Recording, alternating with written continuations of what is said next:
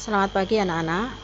Selamat berjumpa kembali dengan saya Ibu Sri Marsini dalam pertemuan IPS, pembelajaran IPS pada pertemuan kali ini. Sebelum kita mulai pembelajaran, jangan lupa kalian sudah siap semua di depan HP ataupun laptop kalian.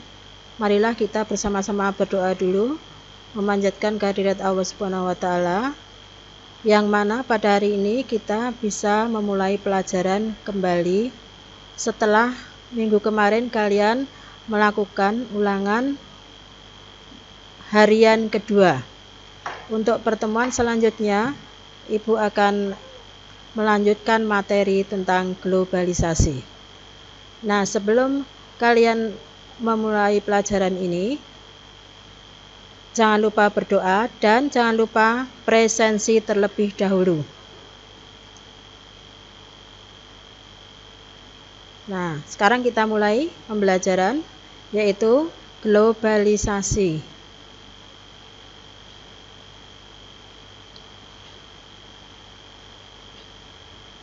Globalisasi. Pengertian globalisasi. Menurut pengertian globalisasi menurut para ahli, antara lain 1. Selo Sumarjan.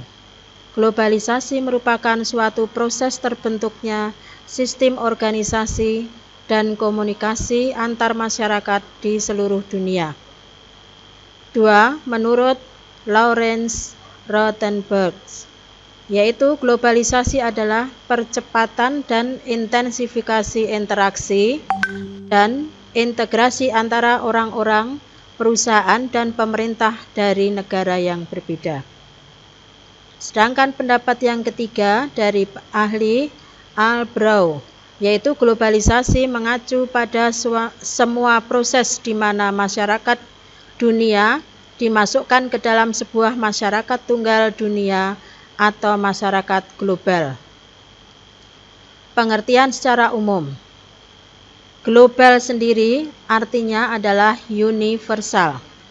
Sedangkan globalisasi secara umum merupakan hubungan antar masyarakat yang saling bergantung dalam hal budaya, ekonomi, dan interaksi tanpa mengenal batas negara atau geografis. Bisa juga globalisasi merupakan proses integrasi internasional yang terjadi karena pertukaran pandangan dunia, produk, pemikiran, dan aspek-aspek kebudayaan lainnya. Ciri-ciri globalisasi. Perubahan konstelasi ruang dan waktu. Perkembangan barang-barang seperti telepon genggam atau HP, televisi satelit, dan internet menunjukkan bahwa perkembangan komunikasi global terjadi demikian cepatnya, sementara melalui pergerakan massa semacam turisme memungkinkan kita merasakan banyak hal dari budaya berbeda.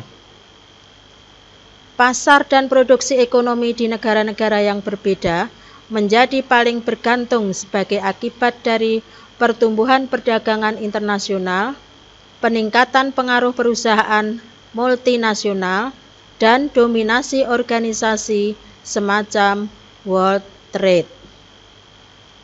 Ciri-ciri globalisasi secara umum. Nah, anak-anak, ada 6 ciri-ciri globalisasi. Yang pertama, meningkatnya perdagangan global. Yang kedua, dengan adanya globalisasi menyebabkan adanya desakan dari berbagai pihak untuk menyerukan keadilan internasional.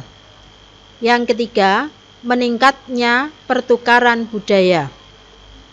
Yang keempat, meningkatnya turisme lintas negara dan imigrasi. Yang kelima, meningkatnya aktivitas perekonomian dunia. Dan yang keenam, meningkatnya peran organisasi-organisasi internasional. Selanjutnya, bentuk-bentuk globalisasi. Bentuk globalisasi bisa dilihat dari bidang ekonomi, bidang politik, bidang ideologi, bidang informasi dan komunikasi.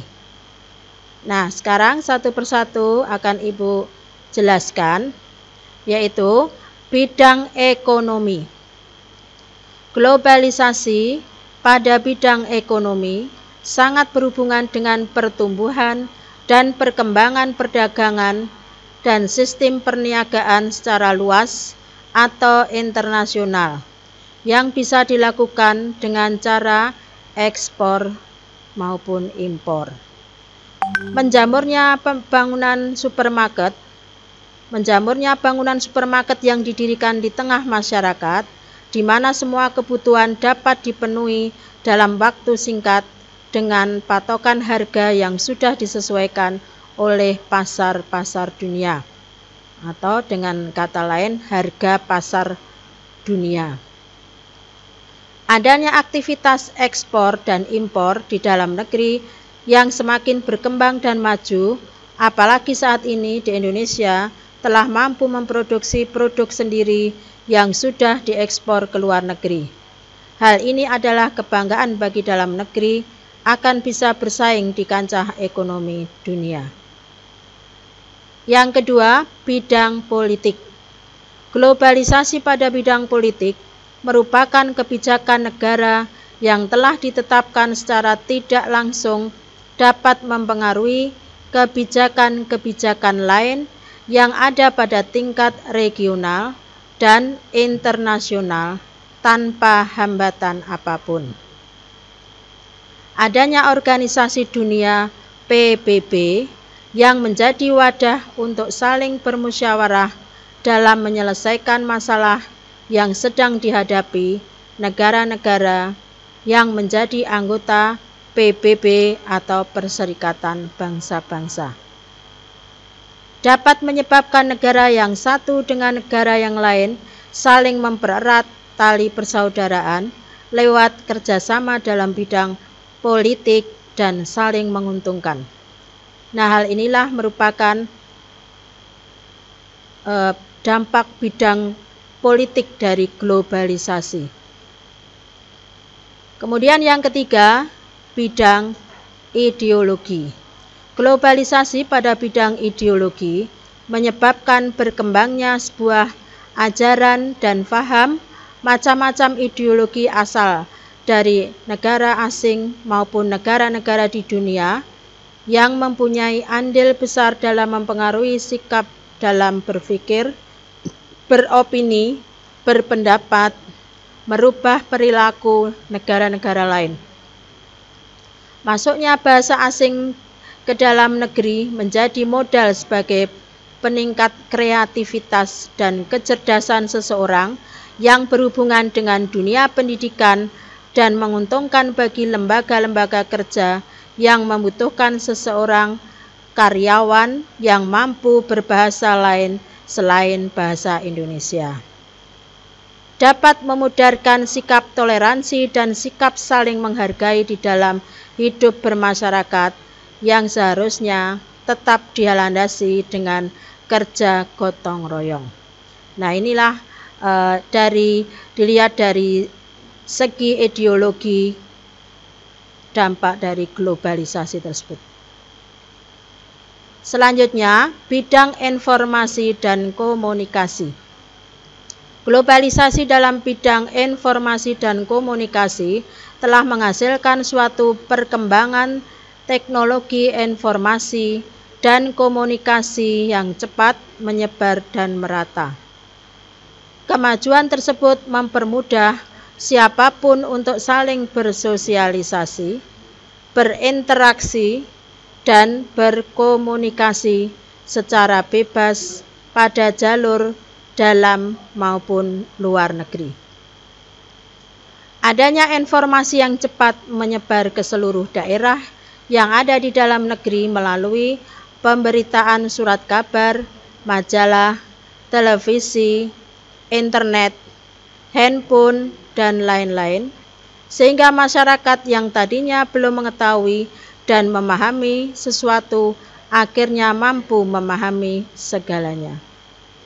Adanya sosial media yang beragam yang mampu mempercepat penyampaian atau pemberitaan tentang berita-berita sejarah masa lampau dan berita terkini hingga pelosok daerah yang minim akan teknologi elektronik. Nah, inilah peluang globalisasi.